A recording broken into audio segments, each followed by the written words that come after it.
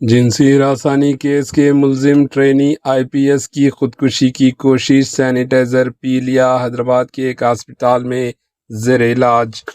حیدرآباد کے national police academy میں جنسی ہراسانی کے کیس میں ملزم ٹرینی آئی پی ایس ادے کرشنا ریڈی نے خودکشی کی کوشش کی۔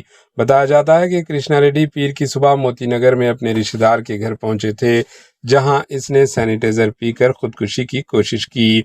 رشتہ داروں نے فوری طور پر اسے ہسپتال منتقل کیا۔ ادے کا ایس آر نگر کے ایک ہسپتال میں علاج جاری ہے۔ دوسری جانب کرشنا ریڈی نے انسٹاگرام پر پوسٹ کرتے ہوئے اپنے خلاف درج شکایت اور کی جانے والی تشریح ایڈورٹائز کو بے بنیاد قرار دیا۔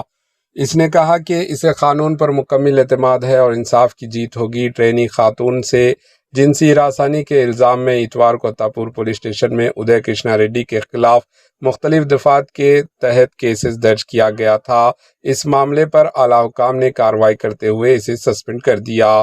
Bureau report AHN news.